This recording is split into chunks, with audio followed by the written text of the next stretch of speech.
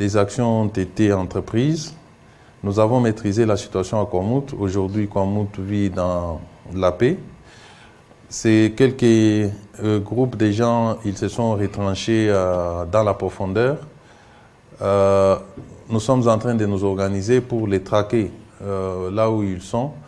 J'espère bien que dans les jours qui viennent, nous allons éradiquer les phénomènes Mobondo, puisque le gouvernement est plus que déterminé à mettre fin à cette insécurité pour que nos populations puissent vivre dans la paix.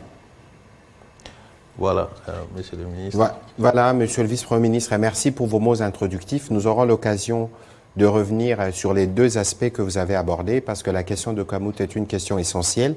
Je dois rappeler qu'il y a quelques jours, vous aviez tenu la conférence sur la sécurité des élections, une grande réunion autour de la sécurité des élections. Il y a évidemment la question de nos compatriotes de Kwamouth, s'ils voteront ou voteront pas, seront-ils enrôlés ou pas. Je veux me tourner du côté du vice-ministre de la Santé. Nous savons que nous sommes en train de préparer les Jeux de la francophonie. Nous aurons l'occasion avec les professionnels des médias de descendre sur terrain, voir l'évolution de travaux et des différents sites. Mais nous voulons, docteur, que vous puissiez nous dire à ce jour où est-ce qu'on en est sur, notamment, on a parlé des ambulances de type A ou de type C qu'il fallait impérativement avoir, sinon des délégations ne viendraient pas. Qu'est-ce que vous pouvez nous dire en ce qui concerne les dispositions sanitaires pour la bonne prise en charge des athlètes durant les Jeux qui commencent le 28 prochain?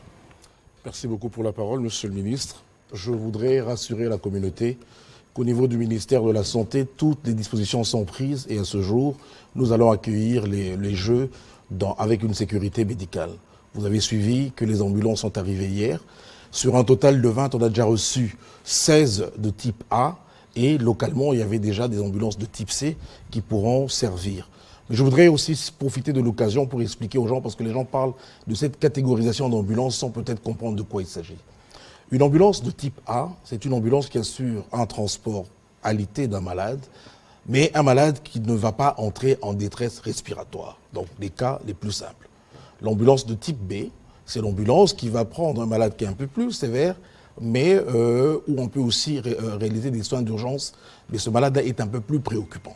Enfin, on a les ambulances on a les ambulances de type C, qui sont elles des ambulances de soins intensifs. C'est-à-dire une ambulance où un malade peut être en coma, on peut l'intuber, le ventiler et le transporter comme si on était dans un service de soins intensifs. Ça existe déjà au pays. Enfin, on a des ambulances de type D qui sont, elles, des ambulances destinées à prendre plus d'un malade. Voilà. Pour ce qui est des Jeux Olympiques, la norme de l'EIF nous exigeait d'avoir des ambulances de type A et nous avons le plaisir de vous annoncer qu'elles sont déjà arrivées et stockées à Kinshasa. Et nous recevons d'ailleurs ce soir les équipements pour assurer les Jeux en toute sécurité. Quels sont ces équipements qu'on va recevoir? Ce sont notamment les défibrillateurs. Vous savez que les sportifs sont exposés à la mort subite. Vous avez suivi certains footballeurs qui sont morts sur les terrains de foot. Et donc nous nous sommes assurés pour que pendant ces Jeux, partout où ils soient, même s'ils font un arrêt cardiaque, nous avons de quoi les réanimer et les gens ont été formés quant à ce. Ensuite, concernant les médecins, nous avons procédé à la formation pour la gestion d'un afflux massif de blessés. On appelle ça le plan blanc. Ça permet justement aux équipes de trier rapidement et de transférer vers des sites sécurisés. Donc voilà un peu de manière ramassée pour vous dire que nous nous sommes déjà préparés et nous sommes prêts pour les Jeux de la francophonie. Voilà, il y a une question pendante à laquelle vous devez répondre tout à l'heure. On dit qu'il y a du trafic d'organes à Kinshasa. Docteur, est-ce que cela est faisable? Bon, là encore, je voudrais rassurer la population. Peut-être que les gens parlent de choses qu'ils ne comprennent pas. Une transplantation d'organes ou un trafic d'organes demande une infrastructure. Non seulement qu'il faut avoir l'infrastructure, il faut avoir des gens expérimentés. Des gens expérimentés pour prélever les organes, mais aussi des conditions de conservation et de transport. Et ensuite, il faut savoir que ces organes qui sont prélevés ont une demi-vie qui est très, très limitée. Par exemple, quand on retire un cœur, il ne peut survivre que 3 à 4 heures. Quand on retire un foie, il ne peut survivre en dehors du corps que 6 heures. Quand on retire un poumon, c'est 6 à 8 heures. Le rein, 1 jour à 2 jours. Mais ça ne suffit pas. Pour retirer un organe, ce sont des chirurgiens et des équipes entraînées. Et ça ne prend pas moins de 12 heures. C'est pour ça que je dis quand les gens parlent des choses dans les réseaux sociaux, ils ne savent pas de quoi ils parlent. Et au moment où on retire l'organe, on doit le transplanter directement. Sinon, ça ne sert à rien, ça ne va pas survivre. Et quand on regarde dans toutes ces conditions, monsieur le ministre, on pense que c'est assez irréaliste. Au niveau du ministère de la Santé, il n'y a aucune notification au niveau de nos zones de santé. Et non seulement ça, j'ai oublié de dire qu'il faut des laboratoires poussés. Parce que ce n'est pas n'importe quel organe qu'on va prendre, même si on a pris chez son frère, qui va marcher chez vous. Il y a ce qu'on appelle, comme des examens qu'on appelle la compatibilité HLA, en anglais, Human Leukocyte Antigen. Donc c'est une protéine qui est au niveau des globules blancs. Mais pour faire ce test-là, on ne peut pas faire ça à Kinshasa. Donc on ne peut pas se permettre de prendre un organe comme on va acheter du pain ou je ne sais pas quoi, et ensuite le mettre sur quelqu'un de manière désinvolte. Je voudrais ici rassurer les gens, c'est une technologie très poussée pour arriver à faire la transplantation d'organes. Parce que même chez nous ici, on peut avoir des reins, mais nous n'avons pas les reins de la même façon. Il y a ce qu'on dit des anomalies qui sont viables. Quelqu'un peut avoir un seul rein, mais il vit. Vous le cherchez là-bas dans le dos alors qu'il n'est même pas dans le dos. Donc, avant même d'arriver à faire un prélèvement d'organes, il y a une série d'examens à faire. Parce que même cet organe-là, le rein, chez d'autres personnes, ils l'ont au niveau pelvien.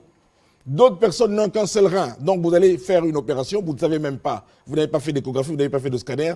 C'est très complexe. Et ici à Kinshasa, comme je dis, les laboratoires pour le faire, la conservation, c'est très très difficile. Non seulement ça, le cadre légal. C'est vrai que dans notre pays, ce n'est pas autorisé. Les gens qui le font, c'est vrai que c'est de manière illégale. Mais pour le faire techniquement, qu'on ne vous trompe pas, ce n'est pas moins de 6 à 12 heures, parfois 20 heures.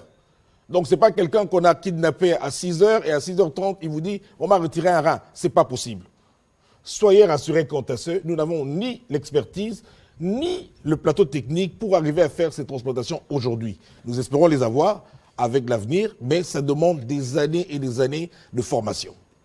Voilà, peut-être qu'on aura de cours d'anatomie pour situer le rein dans le corps humain. On en a appris, on en apprendra sûrement ce soir. On va commencer la série des questions avec... Je vous en prie, monsieur le vice-premier ministre, allez-y. À ce que vient de dire monsieur le vice-ministre, au niveau des services, nous n'avons jamais rencontré un rapport quelconque qui confirme les cas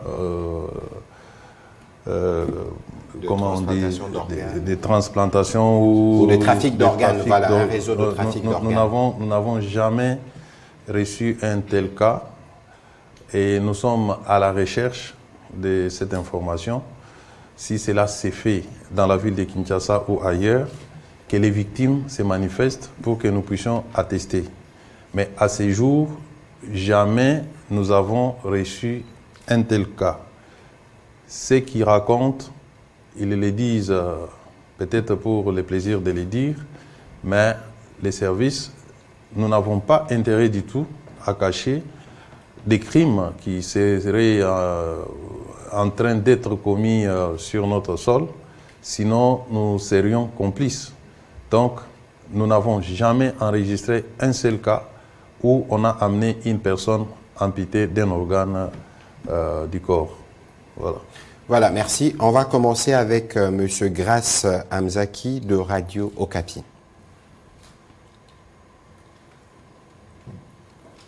Merci. Ma question s'adresse au ministre de l'Intérieur qui vient justement de nous expliquer et de confirmer qu'il n'y a pas de révélations quant à ce, et même le vice-ministre de la Santé. Moi, je reviens au procès, monsieur le ministre. Selon vous, est-ce que vous êtes satisfait de ces procès, de la manière dont le procès s'est déroulé? Parce que les présumés ou alors les criminels semblaient avoir suffisamment d'éléments ou des révélations à faire, mais l'opportunité ne leur a pas été offerte. Selon vous, cela a été bien fait ou alors cette condamnation ou ce procès peut avoir un impact positif sur le terrain? Merci. Il y a des choses. La première, c'est les procès sur les faits pour lesquels les prévenus ont été arrêtés. Ils ont été arrêtés pour un certain nombre d'infractions, notamment l'enlèvement, les coups et blessures volontaires, vol et tant d'autres infractions.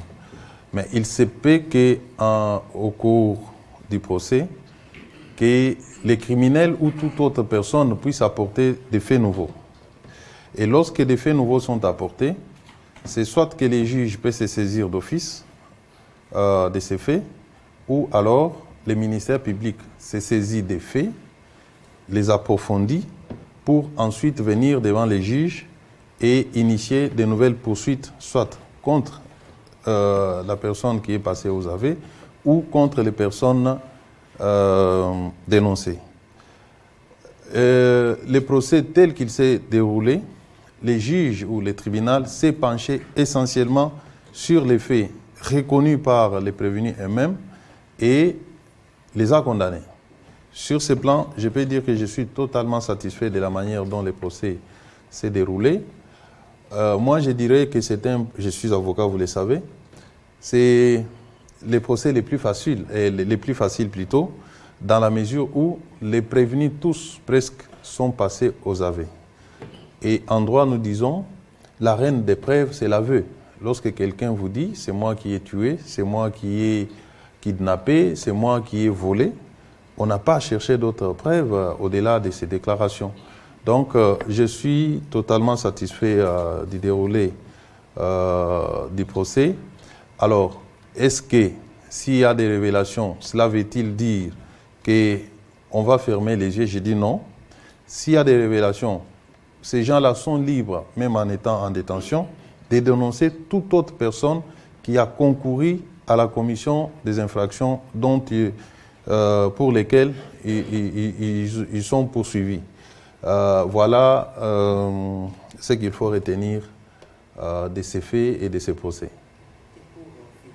Aujourd'hui, quelles sont les mesures? C'est vrai, vous n'avez pas voulu tout dire pour des raisons stratégiques, mais qu'est-ce que la population peut retenir aujourd'hui en ce qui concerne les mesures pratiques sur le terrain? Parce que la peur ou la psychose, c'est vrai, petit à petit, ça va prendre fin, mais jusqu'à présent, ça reste d'actualité. Dans un premier temps, nous avons voulu travailler dans le silence. Il fallait rechercher ces criminels sans donner l'alerte. C'est ce qui est en train de se faire d'ailleurs. Nous travaillons avec la population qui dénonce et les forces de l'ordre viennent pour se saisir de ces bandits. Nous avons organisé récemment, je pense avant-hier, je pense, des bouclages. Ces bouclages vont s'étendre dans plusieurs quartiers de la ville de Kinshasa. Et nous allons annoncer dans les jours qui viennent d'autres mesures pratiques, notamment par rapport aux conducteurs de véhicules. Nous sommes en train d'élaborer ces mesures-là. Elles vont être annoncées. Par exemple, il faut qu'on parvienne à identifier les chauffeurs de chaque véhicule qui va afficher sa photo sur son véhicule, de sorte à coïncider la photo du conducteur bien identifiée avec le conducteur qui est au volant. Nous sommes en train d'élaborer ça au moment opportun. On va annoncer officiellement. Je pense que ça va aussi jouer contre les phénomènes kidnapping. Par rapport au phénomène Kuluna, nous avons un travail que nous faisons aujourd'hui. Essayer avec des associations de sensibiliser ces jeunes gens qui sont en train de commettre des forfaits, mais également se saisir de ceux qui sont têtus, qui ne veulent pas abandonner ces pratiques condamnables. En complément à ce que disait le vice-premier ministre tout à l'heure, nous travaillons avec lui justement sur un numéro vert qui sera, nous l'espérons, le numéro d'urgence. Il y a entre-temps la police et nous avons communiqué dessus. Je demanderai à la RTNC de rebalancer ces différents numéros de téléphone. Il y a un numéro d'urgence de la police pour dénoncer des cas de kidnapping et un autre pour dénoncer d'autres cas de criminalité. En attendant la mise en place justement de cette plateforme autour du numéro vert qui permettra à ceux qui connaissent des problèmes de sécurité de les dénoncer.